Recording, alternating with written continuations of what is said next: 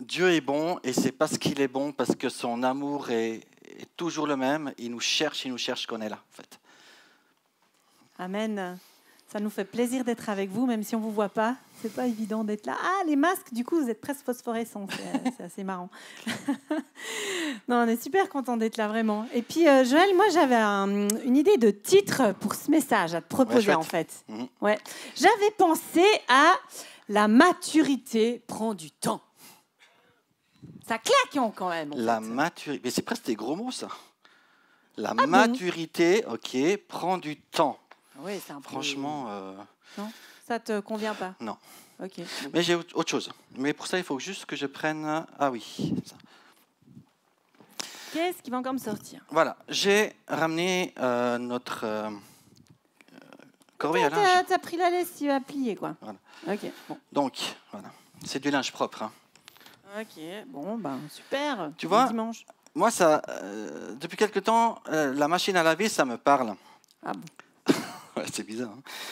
Hein. Bonne nouvelle. Tu vois, le linge qu'on a là, il est propre. Mais tu imagines tout ce qu'il a subi avant d'être là?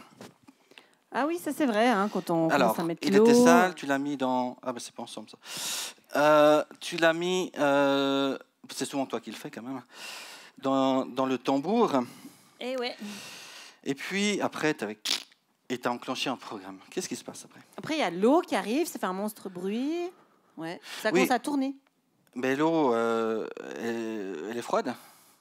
Ouais, je crois au début. Enfin, j'ai pu mettre ma main dedans. Hein, je sais pas. Mais ça dépend du programme, non? Il y a des programmes, ouais, ça monte après la température. Et le maximum, quoi, c'est 95. Hein, donc c'est quand oui, même ça chaud. dépend des cycles de lavage, en fait. Donc, en fait, il y a le linge, d'abord, il va être mouillé. Et puis, il va être mouillé à une température, ça ne sera pas très agréable, je pense. Hein. Mais après, qu'est-ce qui se passe? Ben après, il y a plusieurs cycles, il y a l'adoucissant et surtout, il y a l'essorage. Alors l'essorage. Ça y va. C'est violent. Hein. Ça tourne je ne sais fort. pas combien de tours minutes ça tourne, mais c'est assez violent. Tu imagines le tourniquet de la place de jeu à cette vitesse? Ouais, non, pas cool. Donc, en fait, le linge qui est là, je pense qu'on pourrait avoir un peu pitié de lui. Parce qu'il a subi des traumatismes. Mais ce qui est fou, c'est que... Il en subit souvent. Ah ben, ça recommence, hein, chaque semaine. Allez hop, dans la machine à laver. Donc tu vois ça, c'est quelque chose qui me parle. Parce que si je réfléchis à ma vie, à notre vie, ben on peut dire qu'il y a quand même souvent eu des temps. Moi, je me suis souvent senti dans cette machine à laver. En prenant des coups, en étant mouillé, en étant essoré, pas toujours très agréable. Et je pense que ça serait intéressant de partager un peu nos cœurs par rapport à ça. Comment est-ce que Dieu, dans ces cycles de lavage qui sont quand même réguliers, enfin qui arrivent, on ne peut pas dire qu'une fois qu'on a passé par ces turbulences, c'est fini. Enfin moi, ça ne m'arrive pas. Comment est-ce qu'on a expérimenté la fidélité dans ça? C'est ça qui est important. Parce que je crois que Dieu, il nous aime tellement qu'il a envie qu'on évolue. Ah ça, je suis d'accord avec toi. Donc, ces cycles de lavage, qu'est-ce qu'ils peuvent être? Ça peut être la maladie, ça peut être de la dépression, ça peut être des relations difficiles. Des promesses qui tardent aussi parfois. Ah ouais, bah oui. J'ai reçu la promesse. Et puis, au fait, les mois s'écoulent et je ne vois rien. Ça peut être la famille, hein, ou le couple. Oui, des fois, il y a des défis. Vous, je ne sais pas, mais nous, oui. Hein. Donc, on en a tout le temps. Mais ce qui est important, c'est voir comment Dieu, il travaille nos cœurs dans tout ça, je crois. Et comment est-ce qu'il se révèle. Hein. Et puis là, tu as quelqu'un à nous proposer, je crois. Eh oui. Moi, j'aimerais juste partager avec vous quelques paroles écrites par un prophète qui s'appelle Jérémie. Et en fait, lui, il est bien placé pour parler de la fidélité de Dieu tout au long de sa vie. Et de l'espoir aussi. Et de l'espoir. Durant près de 40 ans, il a prophétisé dans l'Ancien Testament un Dieu saint qui rachète, mais qui est juste. Et il a été appelé par Dieu très très jeune. Au début du livre de Jérémie, on peut lire Dieu qui lui dit « Ne dis pas, je suis un adolescent. Tu iras trouver tous ceux auprès de qui je t'enverrai, et tu leur diras tout ce que je t'ordonnerai. » Donc Dieu, il croyait en lui, mais Jérémie, il a ramé, je peux vous dire, durant 40 ans. Et bien peu de rois ont suivi ses recommandations. Il aurait pu être vraiment dépité. Mais malgré ça, voilà ce qu'on peut lire dans Lamentation 3. « Mais voici la pensée qui me vient à l'esprit. Voici pourquoi j'espère. La bonté du Seigneur n'est pas épuisée. Il n'a pas fini de montrer son amour. Chaque matin, sa bonté et son amour sont tout neufs. » Et là, j'aimerais faire une parenthèse pour m'associer à Jérémie, dire, mais lui, il était avant la venue de Jésus. Et en fait, nous, depuis, à l'Ascension, le week-end dont on se rappelle ce dimanche, il s'est passé un truc. Jésus, il est monté au ciel, mais il a promis à ses disciples de ne pas les laisser seuls. Il leur a promis qu'il leur renverrait un conseiller, le consolateur. On l'a chanté juste avant. J'étais tellement touchée de dire, mais l'Esprit Saint est là avec moi. Je ne sais plus exactement les paroles, mais du chant d'avant, c'était ça. Et avec Jérémie, on peut encore plus le dire maintenant qu'on sait que Jésus ne nous a pas laissés seuls et qu'à l'Ascension, il a promis l'Esprit Saint, qui est venu un peu plus tard. Chaque matin, sa bonté et son amour sont tout neufs. Oui, ta fidélité est immense. Je me dis, le Seigneur est mon trésor. C'est pourquoi je compte sur lui. Le Seigneur est bon pour celui qui met sa confiance en lui, pour celui qui le cherche. C'est beau, hein? Moi, j'ai vécu vraiment ces versets durant ces 10 dernières années d'une manière assez forte où j'ai dû m'attacher à Dieu dans des cycles de lavage assez importants dans ma vie. Et c'est ce que je vais vous parler, enfin ce sera un témoignage de ce que Dieu a fait dans ma vie ces dernières années et ce qu'il fait aussi dans votre vie. Et je remercie vraiment Étienne pour ton cœur qui a mis ça en image. Merci pour qui tu es et j'aimerais vraiment t'honorer pour ce que tu as fait au travers de ce que vous allez voir.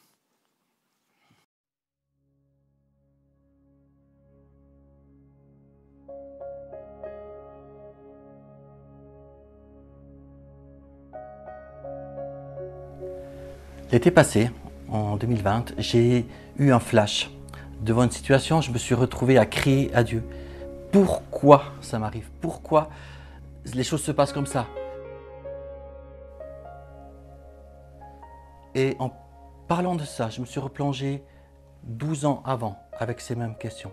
La seule différence, c'est que l'été passé, Dieu m'a révélé une image. Cette image-là, elle m'a aidé, elle m'a guéri, elle m'a permis de comprendre. En 2008, j'ai eu un grand clash dans ma vie. Je me suis retrouvé dans un désert. Je me suis retrouvé à ne plus pouvoir avancer. Un psychiatre que j'ai vu m'a dit « C'est grave, c'est une dépression sévère, il faut vous soigner. » Et ça a été un grand clash, ça a été un grand « Waouh, qu'est-ce qui se passe? Pourquoi, Seigneur ?»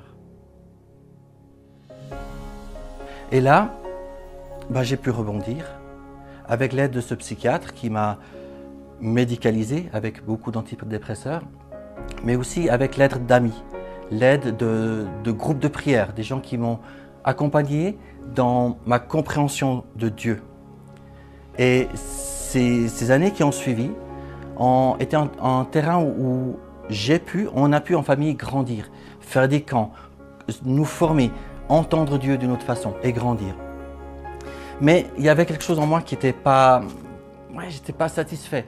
Pour moi, les médicaments m'ont donné de l'assurance, m'ont donné un côté très orgueilleux quand même sur les choses. J'ai réussi des choses, mais j'ai aussi écrasé. Et ça, c'était pas bon. Et je sentais que c'était pas l'ADN de Dieu qui était en moi dans cette partie-là. Les médicaments m'apportaient une sécurité, une béquille, mais finalement, au fond de moi, j'aspirais à plus. J'aspirais à retrouver ce qui me semblait être moi, dans la créativité, dans plein de choses. Donc bien des années après, en 2015, il y a eu un événement juste extraordinaire dans ma vie. On a pu participer en famille à un camp, le Kingdom Festival. Plusieurs d'entre vous étaient peut-être présents là. Et lors d'une soirée, Chris Valotan a donné son témoignage et a fait un appel. Et là, j'ai dit là, je le veux ce truc. je veux cette guérison. Je veux ce que tu as fait, Dieu, dans la vie de Chris Valentin, je le veux pour moi. Et lors de l'appel, je me suis levé. J'ai dit, je veux cette guérison, je veux être guéri. Et là, après l'étape de l'aide, ben, je me suis positionné. J'ai dit, je veux ça. Et je le crois. Et là a démarré tout un processus de foi. Compliqué, mais bien finalement. J'ai dû annoncer à mon psychiatre que j'étais guéri. Et il a dit OK. Et j'ai trouvé beau parce qu'il m'a accompagné. Il m'a dit OK, mais maintenant il y a une désensibilisation à avoir. Votre corps, il doit s'habituer à quelque chose d'autre. Et le processus a duré 9 mois. Depuis l'été 2016, depuis l'été 2016, j'ai plus de médicaments. Je suis guéri complètement. Et ça, je donne gloire à Dieu de tout ça. Mais maintenant, quelques années après, et en particulier avec ce qui s'est produit l'été passé, je comprends que Dieu, il m'a guéri, c'est juste fabuleux. Il m'a guéri d'une maladie de mon âme. Mais au travers de ça, il m'a guéri mon cœur. Et c'est ça que je trouve juste magnifique. J'ai 2 bonus en fait. Le bonus de fait que je suis plus malade, mais que j'ai retrouvé un cœur, le cœur de Dieu. Et j'ai compris finalement que ce qui m'avait amené en 2008 à ce clash et les questions que j'avais, la révolte que j'avais envers Dieu qui t'ait dit pourquoi tu ne me guéris pas, pourquoi. J'ai compris que finalement, mon état, pour moi, alors que j'étais à son service, j'étais orgueilleux. Je cherchais la perfection. Je cherchais la gloire finalement, le regard des autres sur moi, le fait que je sois connu. Et ça, ce n'était pas le cœur de Dieu. Donc au travers de tout ce processus, Dieu m'a guéri mon cœur. Et j'ai compris tout dernièrement que du stade de serviteur que j'aimais, je suis passé à un autre stade, qui est le stade de fils de Dieu. Et c'est ça que je trouve beau, et c'est ça que c'est sur ce chemin que je continue avec Dieu. Donc l'été passé, dans ce même questionnement que j'ai eu, pourquoi ça se passe? Dieu m'a juste montré cette image, et cette image-là a guéri mon cœur. Dans tout ce processus, Dieu il a guéri ma créativité. Dans tout le temps de ma dépression, ma créativité, elle était vraiment... il y avait un drap dessus, c'était pauvre. Et là, Dieu m'a parlé, comme il me parle souvent par des images. Et l'image que j'ai reçue, je n'ai pas eu besoin de dialoguer avec Dieu. C'était tellement clair. L'image où sa présence, elle a juste fait que j'ai tout compris. Cette image, elle est pour moi extrêmement forte et j'y reviens tout le temps. Parce que dans cette image-là, j'ai vu Dieu descendu de son trône, assis sur les marches et simplement me prenant dans ses bras. J'ai pas besoin de plus en fait. J'ai pas besoin de savoir pourquoi il a permis, entre guillemets, ça, si je crois ça. Pourquoi est-ce que ça s'est passé comme ça? Pourquoi est-ce qu'il a mis sur ma route des gens qui ont provoqué ça? C'est pas ça qui est important. C'est que son amour, sa présence, ses mains, son cœur sont là pour moi. Et j'ai besoin de revenir à ça. J'ai pas besoin de me poser des questions. Je sais que je peux être juste dans ses bras. Et ce que Dieu a fait pour moi, il le fait aussi pour toi.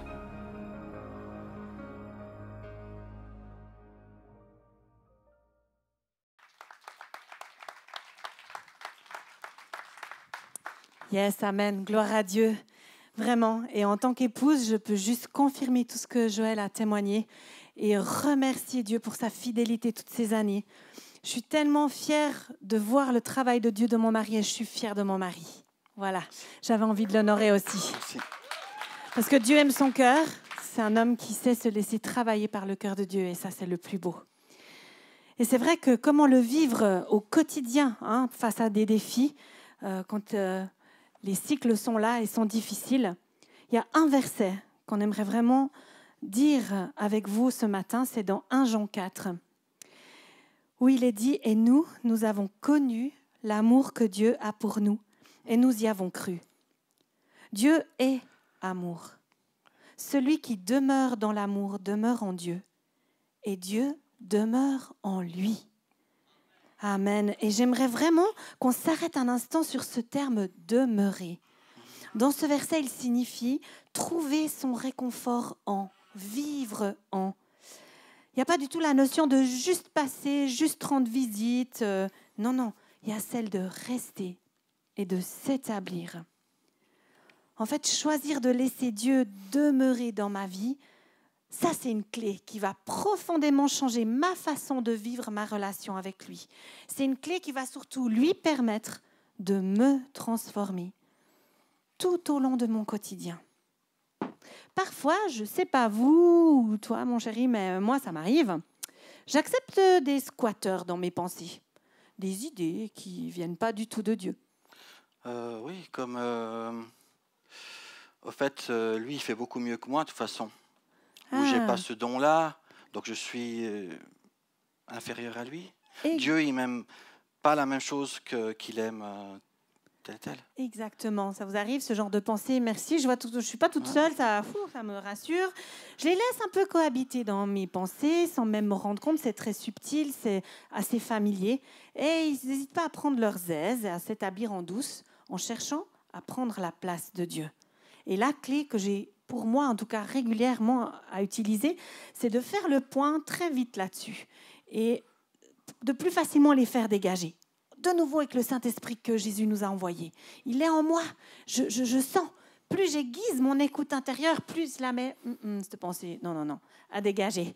Et je redonne la place à Dieu. Je choisis de le laisser demeurer. Amen. Merci Blaise, ça fait du bien en fait, parce que je ne vous vois pas du coup. Je comprends mieux notre pasteur qui a tellement besoin de... Ouais, je te promets, je ferai des efforts la prochaine fois. Non, mais franchement, ça fait du bien. Du coup, voilà, ça, c'est vraiment quelque chose, c'est une clé pour moi. Mais je crois que Joël, toi, t'en as une autre. Alors, oui, ta clé, elle est juste une clé super importante. Pour moi, une autre clé, c'est comment est-ce que je nourris mes pensées. Tu parles de pensées qu'on a dans la tête, mais je pense qu'on peut les nourrir. On peut nourrir des choses négatives ou des choses positives. Et moi, j'ai fait le choix depuis des années de lire vraiment la parole de Dieu. Alors oui, il y a des pensées juste inspirantes qui viennent d'auteurs, mais le fait de, moi, prendre une page de la Bible et la lire, c'est quelque chose qui m'aide à nourrir finalement. Et moi, j'ai fait le choix depuis quelques années de lire un psaume chaque jour. Il y en a 150, donc à peu près tous les 3 mois, je recommence et je déclare ces paroles qui disent que Dieu, il règne, que Dieu, il est tout-puissant, que Dieu, il a vaincu, que Dieu, il est avec moi à chaque instant. Il est là quand je me couche, quand je me lève, enfin toutes ces choses. Yes. Et je nourris mon âme de ça. Et je grandis dans ça. Et je n'oublie pas toute la louange qu'il y a dans les psaumes. C'est tellement important de louer Dieu. Et on voudrait vous en lire quelques perles prises dans ce livre des psaumes. Tout d'abord au psaume 37. Le méchant épie le juste et cherche à le faire mourir. Mais l'Éternel ne le livre pas entre ses mains et il ne le laisse pas condamner quand il est jugé. Psaume 100. Sachez que c'est lui seul l'Éternel qui est Dieu. C'est lui qui nous a fait, nous lui appartenons et nous sommes son peuple, le troupeau de son pâturage. Entrez sous ses portiques avec reconnaissance, entrez dans ses parvis en chantant ses louanges. Rendez-lui votre hommage et louez-le pour ce qu'il est, car l'Éternel est bon, car son amour durera toujours et sa fidélité s'étendra d'âge en âge. Psaume 102. Mais toi, Éternel, tu règnes éternellement et l'on se souvient de toi de génération en génération. Tu te lèveras, et un peu plus loin, car il regarde du haut de sa demeure sainte.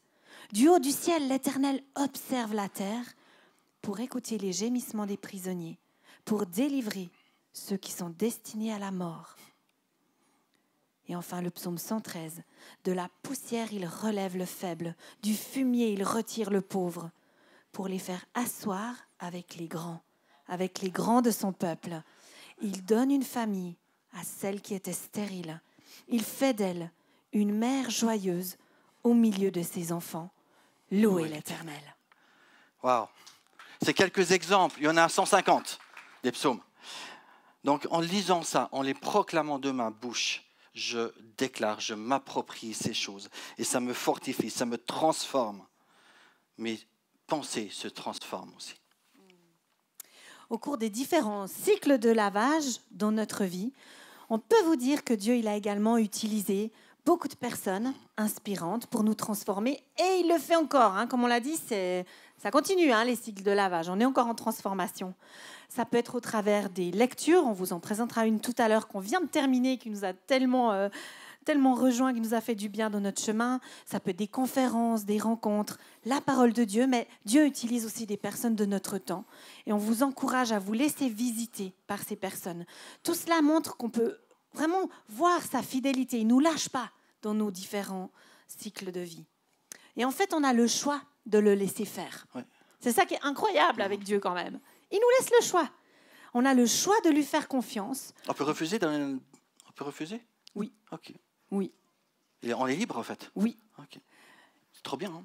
Ah ben, je ne sais pas si c'est trop bien. En tout cas, des fois, je me dis qu'il est un peu fou de nous aimer comme ça. Mais quand on choisit de le laisser demeurer, ben, ça fait vraiment toute la différence. Et ce qui est génial, là, on vous parle de cycle de lavage, etc. Vous les vivez sûrement, c'est pas très agréable. Mais ce qu'on peut vous dire, c'est que finalement, au fur et à mesure de ces cycles, on rebondit tellement plus vite. Et je pense que tu peux juste nous dire un témoignage là. Il y a 2-3 jours, j'ai encore été confrontée à une situation où je me suis sentie vraiment attaquée, rejetée. C'était injuste par des personnes proches de moi. Et vraiment, avant, je serais restée un peu dans la victimisation, c'est trop pas injuste, puis enfin bref. Mais très rapidement, comme je vous ai dit, c'est la voix douce de l'Esprit Saint. Je sentais, il fallait que je prenne un temps. Il n'y a plus l'image, mais c'est vraiment au pied de ce trône où là, je suis en sécurité, je peux déverser mon cœur à Dieu et choisir de pardonner. Et ça a fait partir tout ce qu'il y avait en moi qui était chamboulé. Je l'ai accueilli, mais très vite, j'ai pu rebondir. Et ça, c'était tout récent. On préparait ce message et il y avait encore ça qui arrivait. Donc ça fait du bien de savoir qu'on rebondit plus vite. Ouais, c'est un encouragement pour vous. On vous propose comme conclusion de ce temps, on a livré un peu nos cœurs, de vous lever si vous avez envie. On vous propose une prière, une déclaration. Vous êtes libre de la faire ou non, c'est votre choix, mais on va la dire à haute voix et ça sera une conclusion de ce temps qu'on a vécu ensemble. Yes, on vous propose ce positionnement aujourd'hui. Seigneur, je choisis de demeurer dans l'amour que tu as pour moi aujourd'hui. Alors que les choses changent et bougent autour de moi, ton amour ne me quitte jamais. Je choisis de prendre racine dans ton amour. Je choisis de te laisser me transformer.